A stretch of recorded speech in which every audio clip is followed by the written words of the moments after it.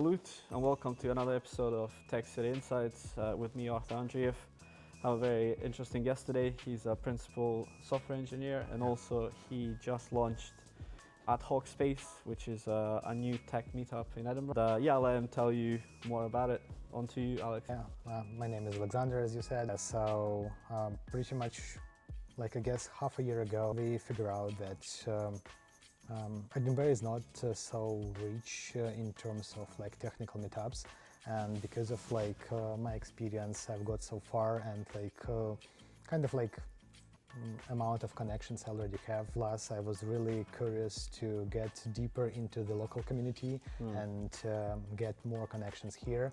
We figure out, I'm saying we because my wife and I we figure out that it's really makes sense to start a technical community that will benefit both the community itself and us, because it will help not only facilitate the tech, but also give us better understanding what is going on, help us meet other people and get a little bit more interesting way of exploring the local community. Yeah, man. No, definitely. I mean, the more tech meetups we have, the better. And I've been to a few of your meetups already, and I think they're really good at bringing different people together. It's actually interesting because originally I was thinking that maybe it makes sense to start a language-oriented community, for example, a Golang community, because I was developing some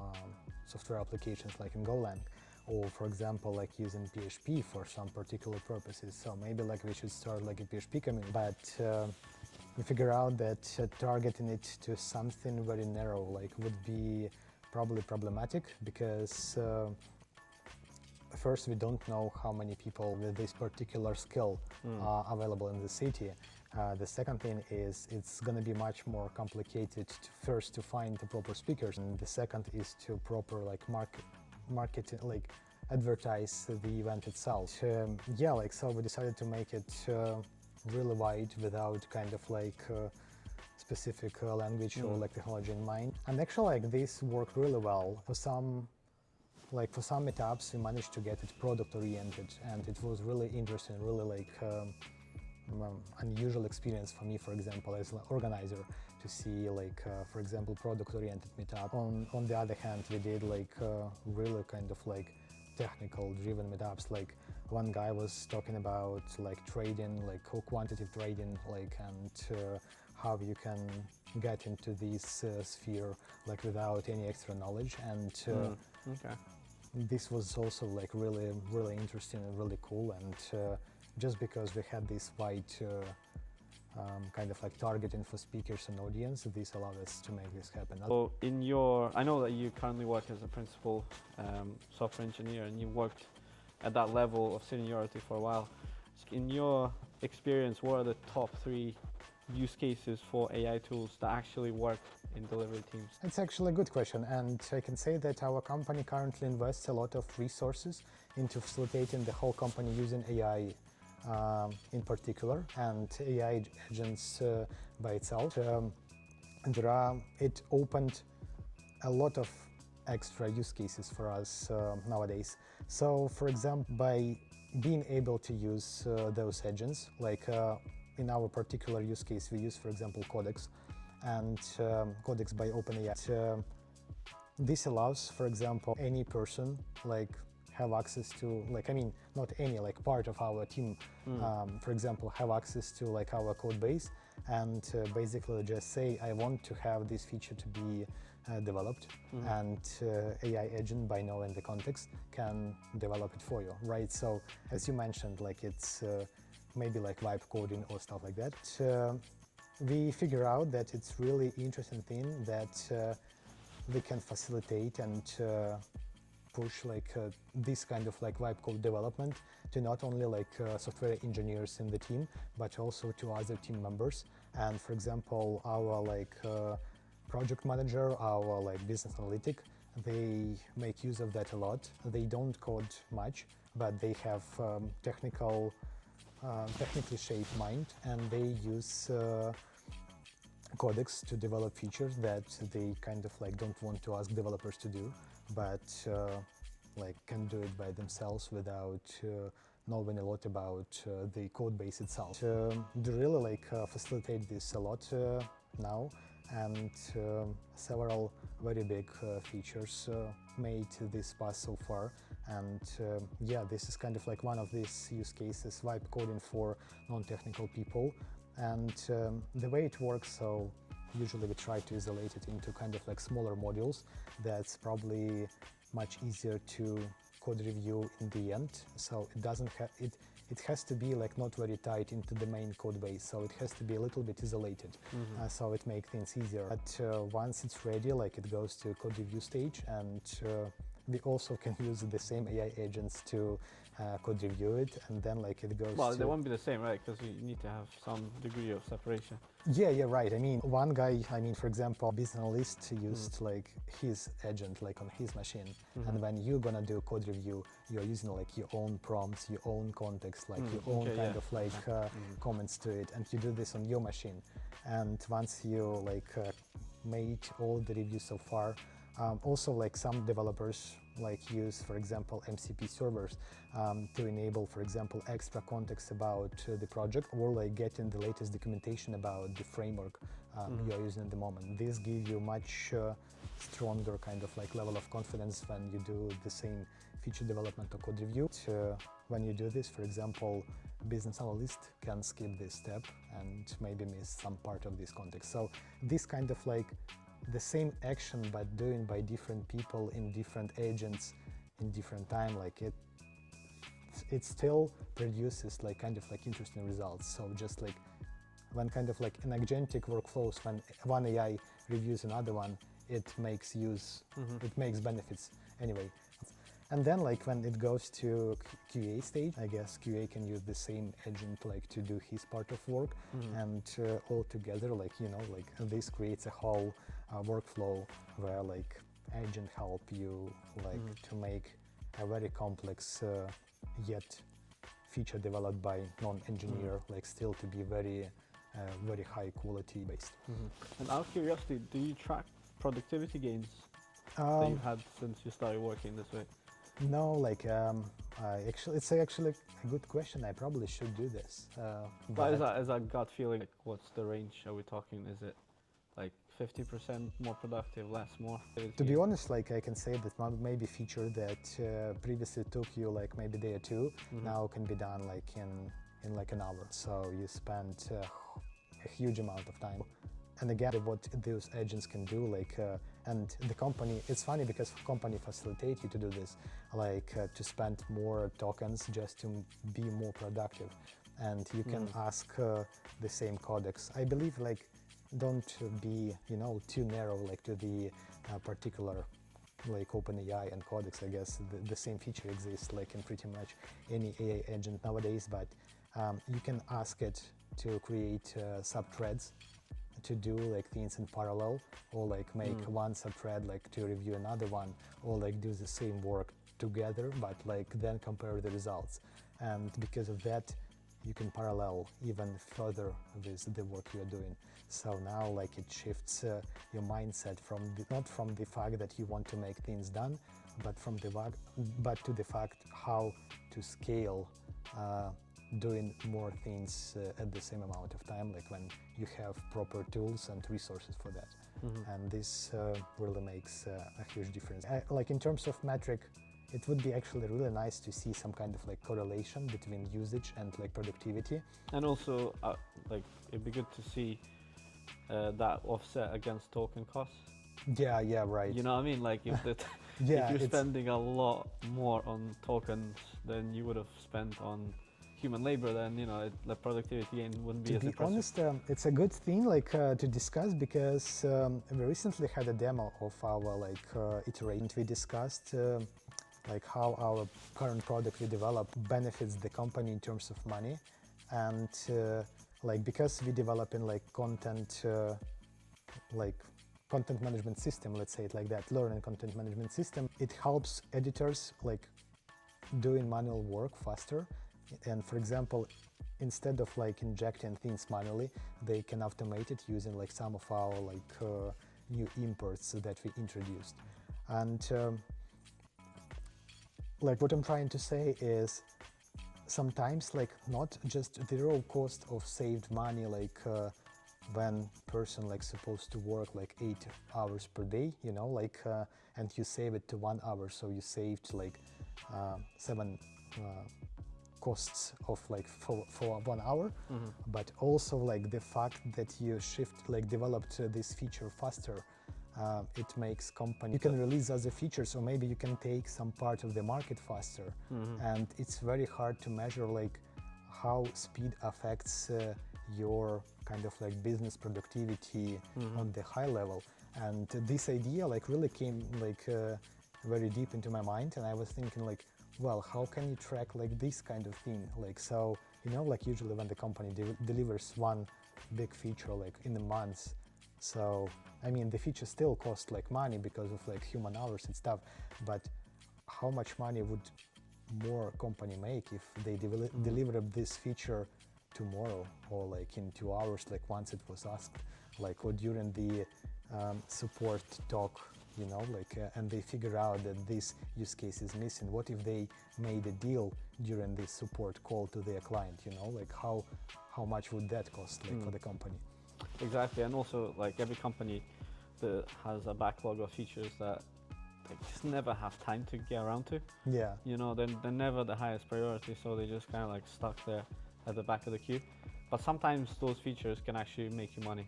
Yeah. It's just because the marketing sales, they said, well, I'm not likely to bring as much revenue. But then if you know, if you try it, you deliver it, you know, you release it to production, and all of a sudden it's a moneymaker, then yeah, you can definitely try more ideas, you can take more risks. Or even like A/B tests, you know, like A/B testing as well. It's like perfect. Like if you want to test like 10 different ideas and see which one working, you can develop them much faster like with these kind of tools, even though they can cost you more money like when you spend this money like towards tokens. But if you can get decision like tonight, why not to spend like more money for that, right? So this is really cool. Alex, you started AdhocSpace last year. Can you tell our audience what it's about, and also what was the gap in the, you know, the community meetup space in Edinburgh that made you realize that this is something that that you should launch? Well, about what all of this about. So I think like the goal is just to facilitate the community and to create another platform for people to being able to speak. So, for example, we don't kind of like filter or like don't do any kind of like special like requirements like for the speakers, for them like to give their talks. If they have topic, they have some experience already, and for example they want to be a speaker, like we don't mind to let them like to do like their speak with us. So from what I found personally is, if you are very like interested in starting like your public career and you want to get some attention and you want to go like to some podcast or like pretty much anywhere, and they usually like do some kind of like a backlog where you join and like you either wait or like they are not interested in you at all because like you don't have previous record of public speaking activities. And like we wanted to like fill this gap, so we wanted to create kind of like community that would be yet professional and also like will allow us like any people to have like an opportunity to talk. So when I ask people like, if you want to be a speaker, like send us an email or like contact us via like socials, pretty much everyone who reached us like got a reply like the next day, and like they had the opportunity to speak in the next month or so. But on the other hand, like we want to expand into different cities like Glasgow, like Dundee, maybe like doing more events in Edinburgh, or like not like one per month, maybe like more 2 per month or something, and therefore facilitate not only like speakers to speak, but also like facilitate the community itself to visit like more technical events, maybe like facilitate some spaces to like create this kind of like areas where like they can do meetups, and like maybe we can be like help each other like for the space, like to open like some area and for us to like fill this area and maybe like get access to some like part of the city which was like not very used to like those kind of activities, for example. And what originally like happened is like when you like live in here for a while, like, and you want to get into the community, and you go, for example, to meetup.com or like any other like event website, and you search for some kind of like activities that are gonna happen soon, it's usually like not that much. Like I guess a few years ago when you try to search for it, it's probably maybe 1 or 2 happening during some kind of like big period of time. And apart from that, majority of events is just like drinking beer, like making some food, like doing some kind of like other like activities that are more tourist oriented rather than like technical ones.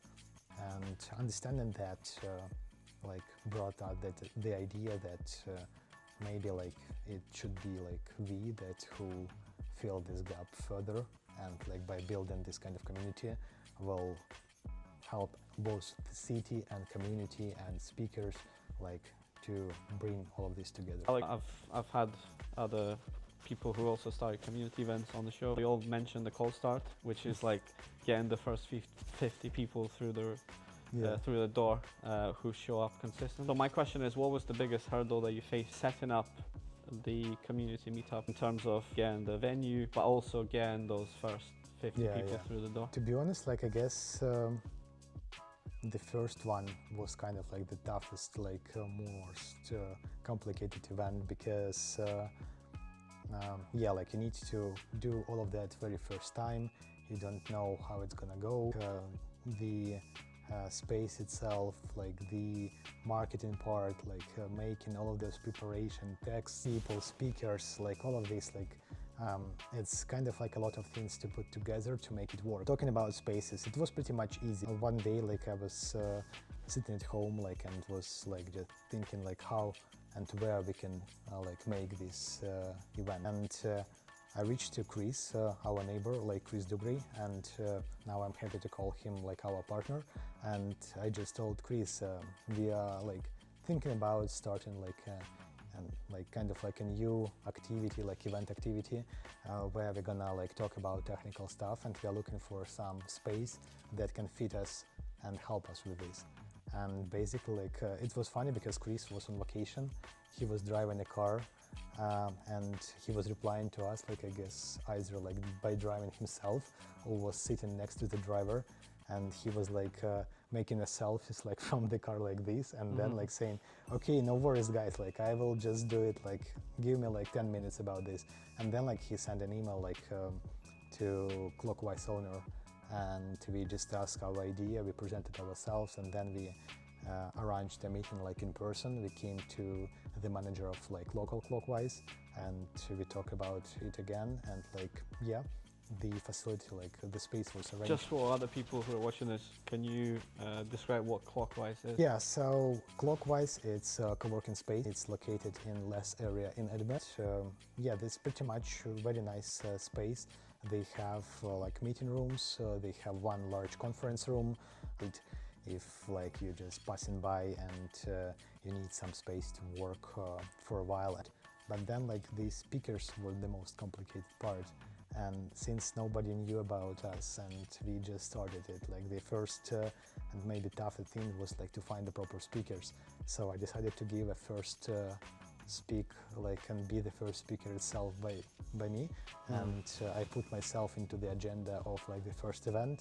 And now the goal was to get a second speaker, because our like format is like having 2 speakers during the evening and like a small break in between. Just having this, we believe, like allows to cover more attraction and like cover more topics and make it more kind of like as very extensive like learning and networking like kind of like part of the event. Oh yeah, and like the second speaker was like probably the toughest thing. Like we sent a lot of like invitations from LinkedIn and like emails and stuff like that, but nobody replied. And what worked for us, we just visited Agile Edinburgh, like another event, and we met Ramsey, like our first speaker, and we listened to him there. He was given like his talk about like various practices he applied like as a manager, and also like he has a lot of knowledge about like quality assurance. And once he finished his talk, we talked to him, we invited him to be a speaker. He agreed, and that's pretty much how it's happened. Yeah, and it actually works really well. So you go to different events, you talk to people, you like met new people, someone like is interested in what you're doing, like you like share your thoughts, you share like your kind of like event and maybe invite them, and this kind of thing works really well. Yeah, I guess this probably like for me so far it worked like in the way that either speakers or like people come to us on the event and like the communication happened there, or like we just come to like other events and promote ourselves or like talk to people and share our thoughts, and they are just literally like interested in what we are doing and happy to help. But apart from speaker, everything else was easy, like finding the food, like ordering, like technical part, like pretty much anything else. So I applied for sponsorship, and I'm gonna try to do like some effort to attract some sponsors to our events. And we are currently talking to Perk to help us with this as well, and it seems like they are very interested in this. So the idea is once we have some money income towards like the project, we can make use of this money, like, and maybe reallocate some of that towards maybe like people that can help us with something. So it will reduce kind of like pressure from one person doing everything to maybe like helping like to do something like by 2 or 3 person itself. Yeah, like maybe like we can help, like maybe some volunteers will help and join. Actually, like a few of those like gonna join us like on the next Tech Talk we are doing like next Thursday, and this is really great as well. But yeah, that's pretty much it. Like the biggest problem is to scaling, like having more people, scaling like the event, and once it scales, like in terms of like OD, the probably toughest question is to scale the organization itself. So yeah, like we are working toward that, I hope. And that's one of those good problems to have. Yeah, right, You know, exactly. how to manage a growing ecosystem. And like the good part, like once we reach the limit in clockwise, we managed to get like a space in Codebase, which allow us to fit like maybe around 100 people, which is almost like the level of the conference, at least small conference. Like now we have more attendees like subscribe to the event. Several people agreed to be like volunteers to help us with the organization. Like once we get maybe some sponsors, we also can reallocate money like towards advertisements, or maybe like some other equipment, or maybe paying like some like special videographer like to do all the kind of like work, so we can like outsource that part and maybe get rid of like something that like consumes so much time for us, which is also like great. Yeah, definitely. You mentioned Codebase there. Just for people who don't know what it is, could you give us a quick overview? Codebase, it's a big like a working space and tech scaler hub for startups.